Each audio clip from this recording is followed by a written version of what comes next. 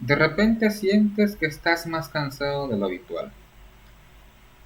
Te levantas por las mañanas y sientes un profundo dolor en la mayor parte de tu cuerpo, ya sea en las articulaciones, ya sea a nivel muscular, pero empiezas a experimentar dolores que antes no experimentabas y obviamente no estás en la edad de tener esos clase de dolores. O por ejemplo, comienzas a apreciar que tu peso comienza a bajar de una manera en la que no es normal. O sea, perder por ejemplo 20 kilos en un periodo de un mes sin haber cambiado tu dieta o tu régimen. Bueno, la mayor parte del tiempo se nos viene diciendo que la hipertensión es el asesino silencioso, que no nos damos cuenta hasta que ya es tarde y tenemos los síntomas más presentes de una hipertensión. Pero no, realmente el asesino silencioso por excelencia es un pequeño bastardo que vive en nuestro cuerpo esperando a tomar la oportunidad para hacernos la vida imposible y quitárnosla. Y es que estamos hablando del cáncer. Tan solo en el 2022, 89.574 personas perdieron la vida a consecuencia de tumores cancerígenos. Y es que cuando uno escucha la palabra cáncer, hasta se le eriza la piel. Imagínate, vas a tu consulta con el médico porque te sentías mal, encontrabas muchas cosas que no estaban encajando en tu vida en cuanto a síntomas. Y vas con el médico para que te haga los exámenes pertinentes para ver qué está pasando. El médico comienza con exámenes básicos. Y esos exámenes básicos no te arrojan ningún resultado todavía. Así que el médico te comienza a hacer más exámenes y más exámenes y más exámenes hasta que llega el punto en el que ves que el semblante de tu médico cambia de uno a menos a, oh no, las cosas se están poniendo mal. Y es cuando te remite a lo que es oncología.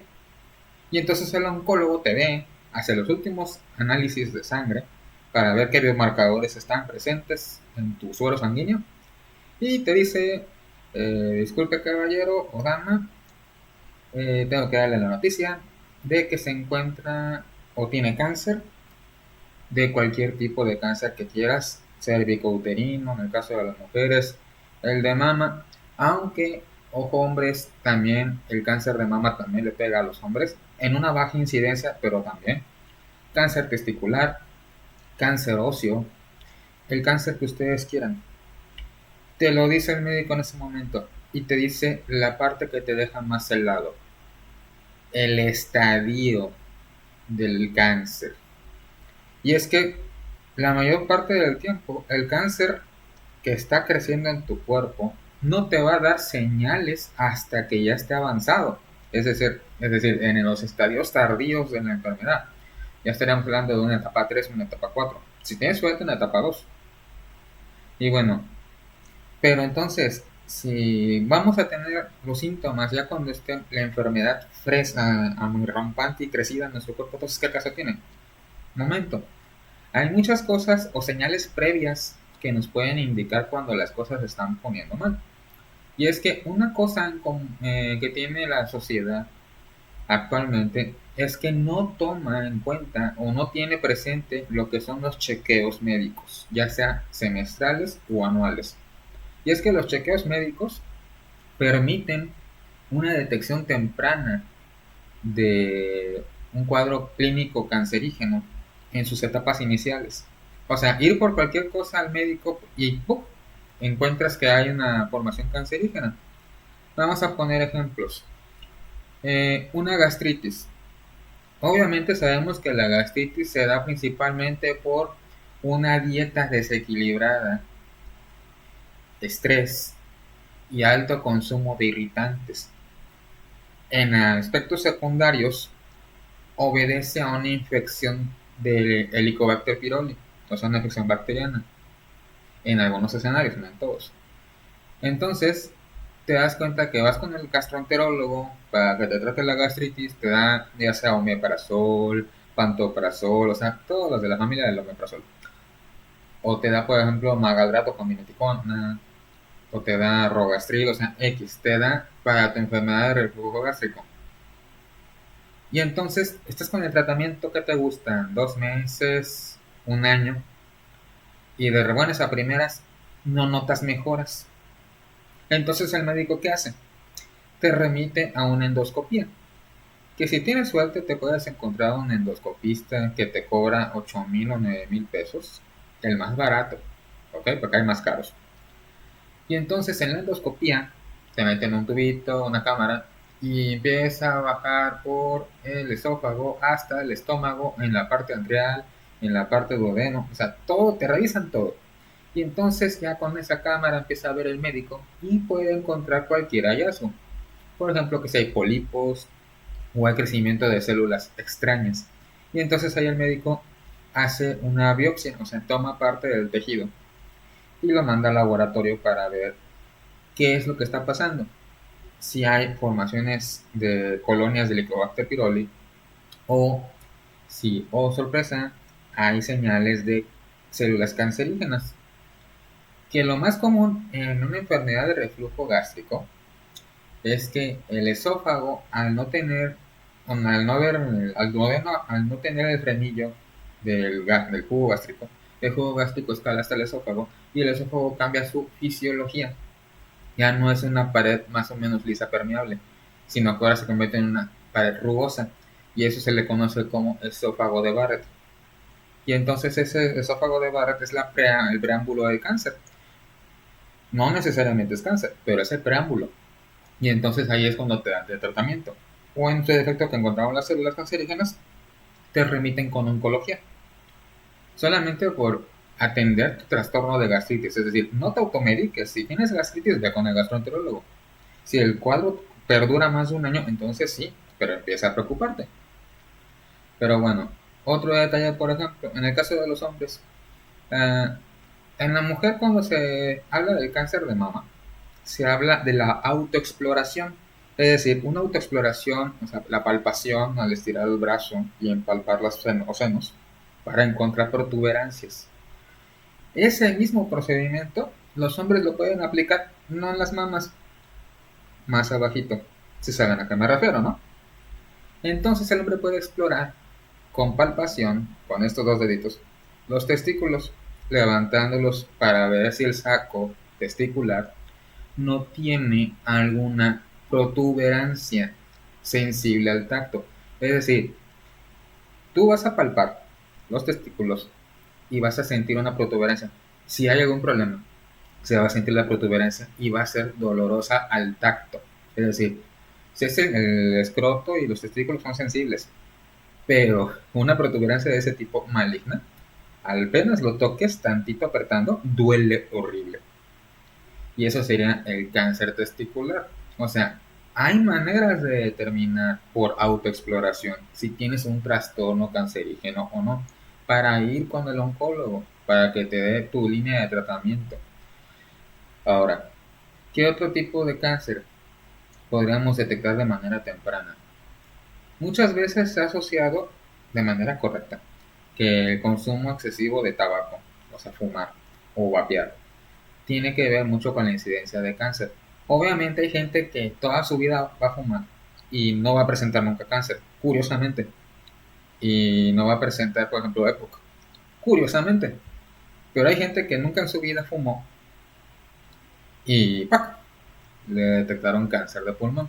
¿Y por qué creen que llega a pasar eso? Bueno, la mayor parte del tiempo siempre se asocia al cigarro como el mayor desencadenante cancerígeno, ya sea por primera mano o el humo de segunda mano, pero pocos o casi nadie se pone a pensar, por ejemplo, en la calidad del aire.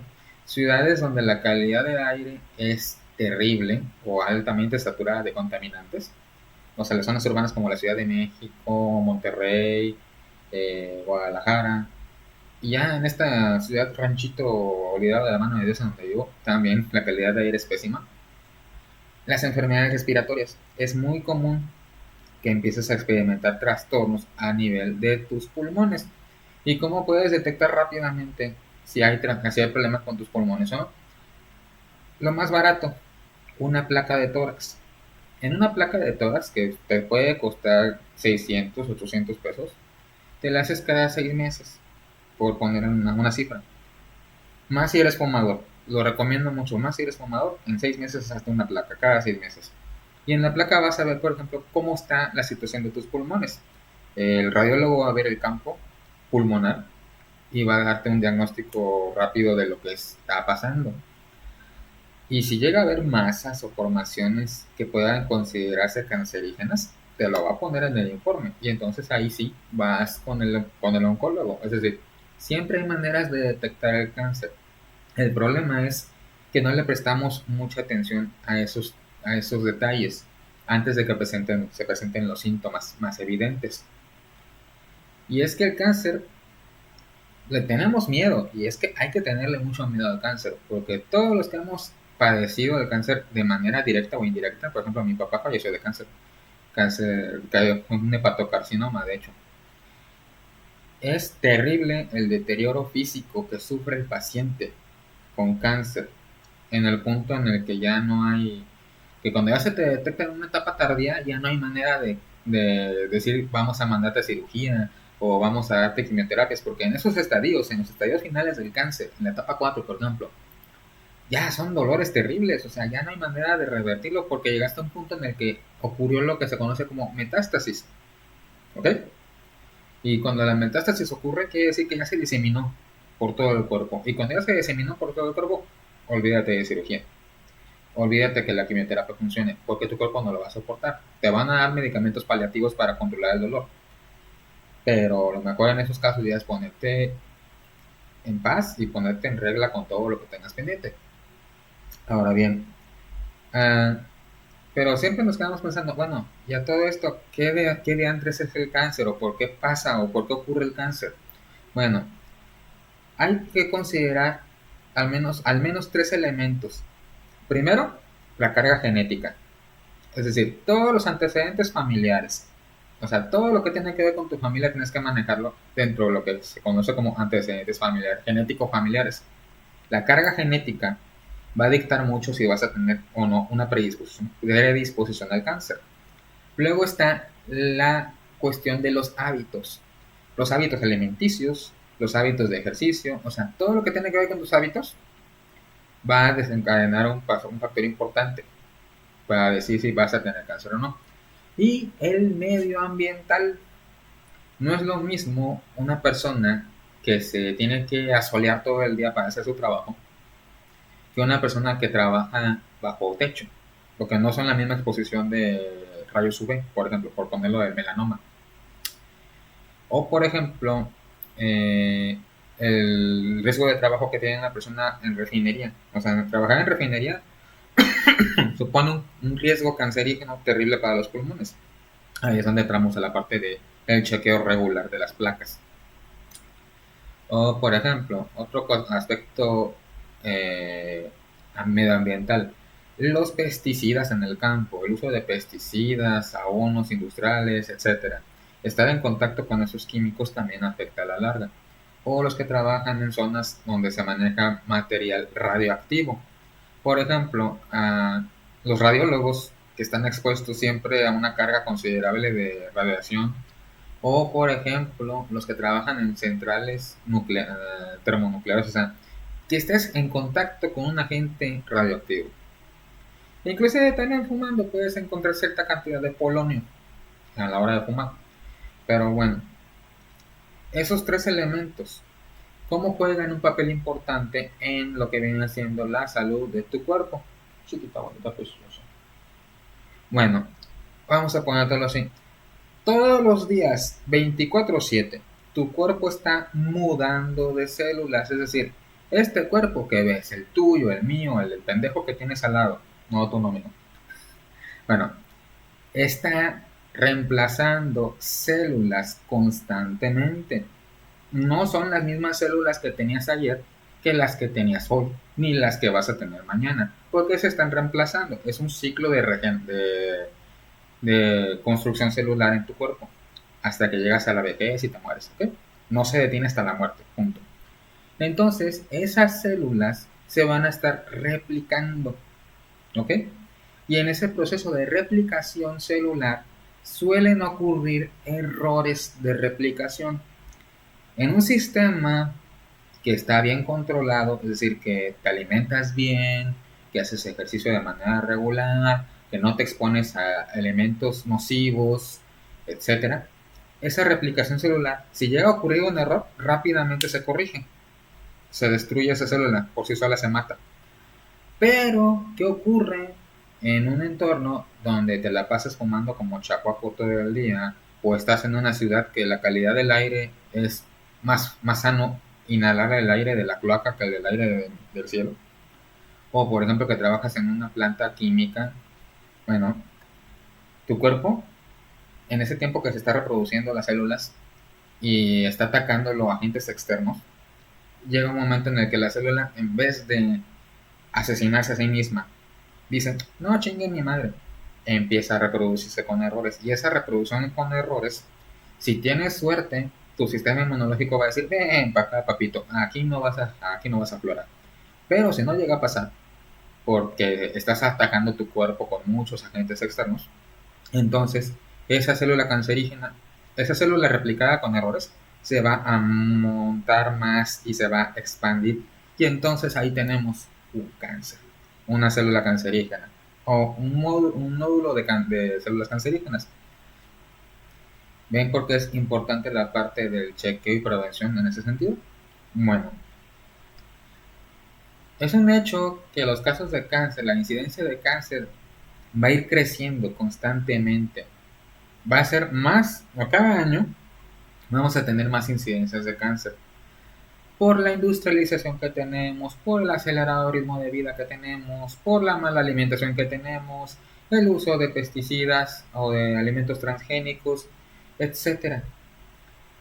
Va a ser el pan nuestro de cada día y esas cifras van a ir creciendo más y más.